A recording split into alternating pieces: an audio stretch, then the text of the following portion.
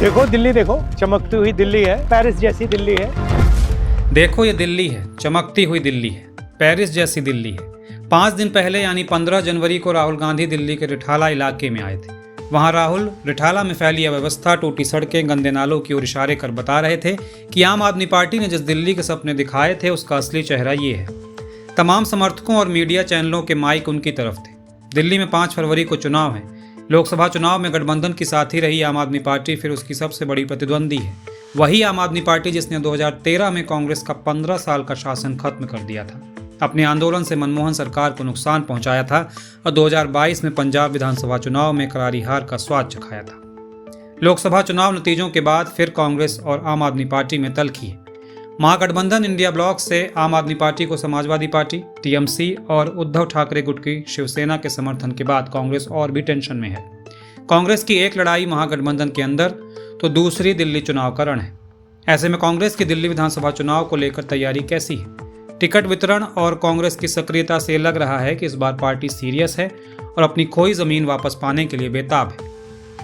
तो आइए जानते हैं कि कांग्रेस के लिए दिल्ली चुनाव क्यों एक मौका है। कांग्रेस दिल्ली चुनाव के लिए अपने प्रचार अभियान को और धार देने वाली है। कांग्रेस आखिरी के 2 हफ्तों में अपनी पूरी ताकत झोंकने वाली है। सूत्रों के मुताबिक करीब 1 दर्जन सीटों पर राहुल गांधी की पदयात्रा की रणनीति बनाई जा रही है। वहीं 5 बड़े वादों वाली गारंटी कार्ड की 25 लाख कॉपी बांटने का भी प्लान है। हाल में पार्टी की ओर से लॉन्च की गई गारंटियों से भी वोटरों को साधने की कोशिश है। कांग्रेस ने सरकार बनने पर 300 यूनिट बिजली फ्री, महिलाओं को 2,500 रुपये महीना, 500 का सिलेंडर और राशन किट, 25 लाख तक स्वास्थ्य बीमा, बेरोजगारों को 1 साल के औद्योगिक प्रशिक्षण के एवज में 8,500 रुपये महीना जैसे बड़े वादे किए। अब इन 5 वादों का गारंटी कार्ड बनाकर पूरी दिल्ली में घर घर पहुंचाया भी जाएगा।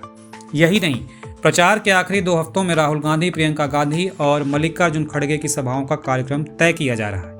राहुल गांधी की 1 दर्जन विधानसभाओं में पदयात्रा का कार्यक्रम बनाया गया है, जिस दौरान राहुल गांधी लोगों को संबोधित भी करेंगे।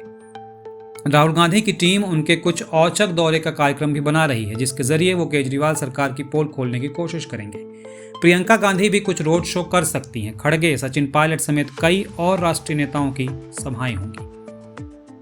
दिल्ली में जीत के लिए कांग्रेस को अपने वोट शेयर पर भी ध्यान देना होगा। 2013 के दिल्ली विधानसभा चुनाव में कांग्रेस का वोट शेयर 24.5% था और उसे तब सिर्फ 8 सीटें मिली थी। 2015 में यह घटकर 9.7% हो गया, सीटें भी घट गईं। 2020 में कांग्रेस को सिर्फ 4.3% वोट मिले थे और एक भी सीट नहीं मिली थी। दूसरी तरफ आम आदमी पार्टी को 2015 में 54.6, 2020 में 53.6% वोट मिले थे। 2013 में आपको तब 28, 2015 में 67 और 2020 में 62 सीटें मिली थी। यह साफ है कि आपने कांग्रेस के वोट बैंक में सेंध लगाई है। राजनीतिक विश्लेषकों का मानना है कि राहुल गांधी इस बात से नाराज हैं कि अरविंद केजरीवाल इंडिया गठबंधन के नेता पद के दावेदार बन सकते हैं। कांग्रेस को अपनी खोई जमीन को पाने के लिए कुछ बड़ा या कहें एक्स्ट्रा एफर्ट करना होगा। अगर कांग्रेस कैसे भी करके 4.3% वाले वोट शेयर को बढ़ाकर 40 से पार ले जाती है, जो अभी के लिहाज से मुश्किल लग रहा है, तो ही बात बनेगी। अगर 2013 वाले 24.5% वोट शेयर को भी पा लेती है तो आम आदमी पार्टी का काम खराब कर सकती है। ऐसे में आम आदमी पार्टी सरकार नहीं बना पाएगी और शायद फिर उसके पास कांग्रेस के भरोसे ही सरकार बनाने का ऑप्शन होगा। कांग्रेस के शीर्ष नेता यानी राहुल गांधी, मल्लिकार्जुन खड़गे, प्रियंका गांधी या फिर सोनिया गांधी को आम आदमी पार्टी पर हमला तेज करना होगा। अभी राहुल गांधी की एक ही रैली हुई है जो सीलमपुर में थी। उस रैली में राहुल ने आम आदमी पार्टी पर खुलकर हमला नहीं बोला। राहुल गांधी ने उस रैली में शीला दीक्षित के समय की दिल्ली की याद तो दिलाई, लेकिन जनता उस पर कितना भरोसा करेगी ये मुश्किल है। इसके बाद शीश महल, दिल्ली शराब घोटाला, प्रदूषण, टूटी सड़कें, कूड़े का पहाड़, यमुना की सफाई वो अहम मुद्दे हैं जिन पर आम आदमी पार्टी कमजोर हुई है। 2020 के बाद भी 2025 के चुनाव में केजरीवाल का ये कहना कि हम यमुना साफ नहीं कर पाए, साफ पीने का पानी और यूरोपियन लेवल की सड़कें न बना पाने का मलाल है, कांग्रेस के लिए चीजें मजबूत कर सकता है। राहुल और बाकी शीर्ष नेताओं को यह भरोसा देना होगा कि इस चुनाव में आपका विकल्प कांग्रेस ही है। इसके लिए उसे हर उस चीज पर हमला करना होगा जिस पर कभी केजरीवाल हावी थे। आपके लिए इस वक्त सबसे कमजोर कड़ी शीश महल और उसमें लगे कथित 45 करोड़ के सामान है। इसके अलावा दिल्ली शराब घोटाला भी कमजोर कड़ी है। कोर्ट ने इस केस में फंसे आपके शीर्ष नेताओं को पाक साफ नहीं किया है। इस केस से जुड़े सभी नेता बेल पर हैं। इसने अलग या कहीं हट के राजनीति करने आई आम आदमी पार्टी की ईमानदारी पर भी सवाल उठाए। कांग्रेस को आम आदमी पार्टी की इन्हीं कमजोरियों पर चोट करना होगा। ठीक वैसा जैसा 2013 में अरविंद केजरीवाल ने दिल्ली के अलग अलग मंचों से शीला दीक्षित पर किया था।